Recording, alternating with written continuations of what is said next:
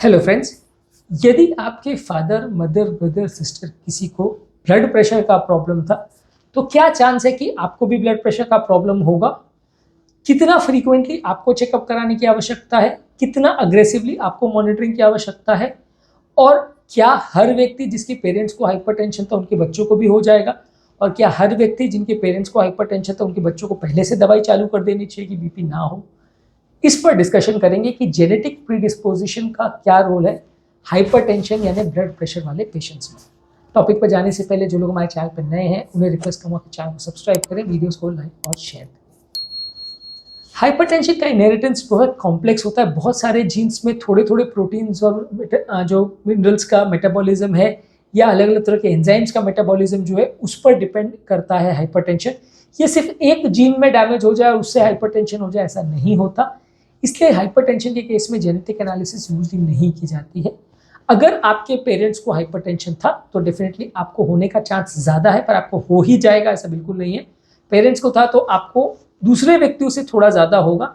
जितने ज़्यादा पेरेंट्स को था, जितना ज़्यादा सीवियर उनको हाइपरटेंशन था, उतना कंपेरेटिवली आपको भी होने का रिस्क होगा। लेकिन इसका ये मतलब नहीं है कि पेरेंट्स को अगर था तो आपको 100% हो जाएगा, ऐसा नहीं है। पेरेंट्स को अगर सीवियर हाइपरटेंशन था और माता पिता दोनों को था तो आपको 10-15% या 20% चांस है कि हो सकता है। बच्चों के केस में आपको ज़्यादा अग्रेसिव मॉनिटरिंग करना पड़ेगा, ज़्यादा अग्रेसिव लाइफस्टाइल मॉडिफिकेशन करना पड़ेगा। यानी मॉनिटरिंग से मतलब ये कि रूटीन व्यक्ति में आप ब्लड प्रेशर मान लीजिए 1 महीने में या 2 महीने में एक बार जांच करते हो तो उनमें आपको हर हफ्ते 10 दिन में एक बार चेक कर लेना चाहिए। या अगर हाइपरटेंशन एक बार डायग्नोज हो जाए तो बार बार फ्रीक्वेंटली करना चाहिए। और वैसे लोगों में आपको लाइफस्टाइल मॉडिफिकेशन यानी खाने में नमक कम करना, तेल घी कम करना, डेली एक्सरसाइज करना, वजन को कंट्रोल करना, सारे मॉडिफाइबल रिस्क फैक्टर्स को कंट्रोल करना, उस पर आप ज़्यादा फोकस करते हो एज कम्पेयर टू बाकी लोगों का।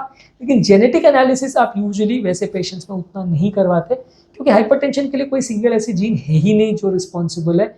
अगर आज की डेट में मुझे हाइपरटेंशन या किसी मेरे पेशेंट को हाइपरटेंशन हो जाए तो कोई जेनेटिक एनालिसिस करके हम पता लगा लेंगे कि भाई यहाँ पे प्रॉब्लम है, इसकी वजह से उसको बीपी हो रहा है और उसकी वजह से हम ट्रीटमेंट को चेंज कर पाएंगे, ऐसा यूजली नहीं होता। इसलिए हाइपरटेंसिव पेशेंट्स में कोई जेनेटिक एनालिसिस मोस्टली नहीं की जाती है। अगर बहुत सारे लोग को परिवार में हाइपरटेंशन है तो ये माना जा सकता है कि बच्चों को कंपैरेटिवली ज़्यादा रिस्क होगा, उसको ज़्यादा अग्रेसिवली मॉनिटर किया जाएगा, ज़्यादा ध्यान रखा जाएगा, ज़्यादा रूटीन मेडिकल इवैल्यूएशन किया जाएगा।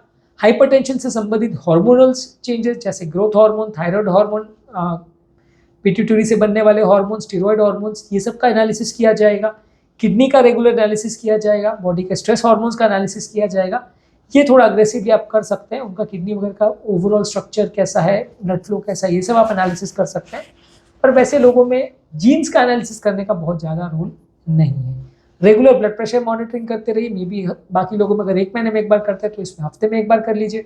ज़्यादा लाइफस्टाइल को इम्प्रोवाइज कीजिए, रेगुलर एक्सरसाइज कीजिए, वजन कम करने का प्रयास करिए और किसी अच्छे डॉक्टर या हाइपरटेंशन स्पेशलिस्ट या कार्डियोलॉजिस्ट या फिजिशियन के फॉलोअप में रहेंगे तो इससे आपका होने का प्रॉब्लम कम हो जाएगा।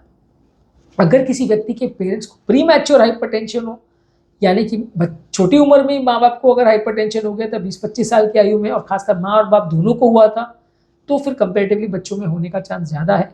अगर उनको 60-70 साल में हुआ था और वो भी एक आध पेरेंट को हुआ था या किसी चाचा ताऊ फूफा जी किसी को हुआ था, दूर के किसी रिश्ते में किसी को हुआ था, तो उससे कोई ज़्यादा फर्क नहीं पड़ेगा और उससे बच्चों को हो जाएगा, वैसा कोई ज़्यादा इश्यूज़ नहीं है। वैसे केस में आपको बच्चों के लिए बहुत ज़्यादा अग्रेसिव होने की आवश्यकता नहीं है।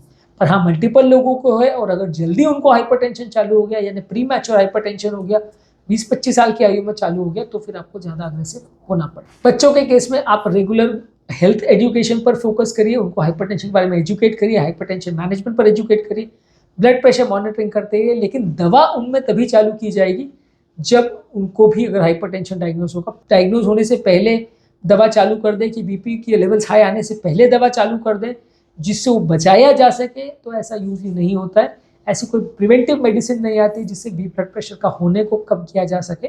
ज़्यादातर पेशेंट्स में जब ब्लड प्रेशर वैल्यूज हाई आती हैं तो फिर मेडिसिन से उसको उस समय करेक्ट किया जाता है। वैसे लोग को ज़्यादा अग्रेसिव विजिलेंस पर रखना पड़ता है, पर पहले से दवाई चालू करने का बहुत ज़्यादा ज़रूरत नहीं है।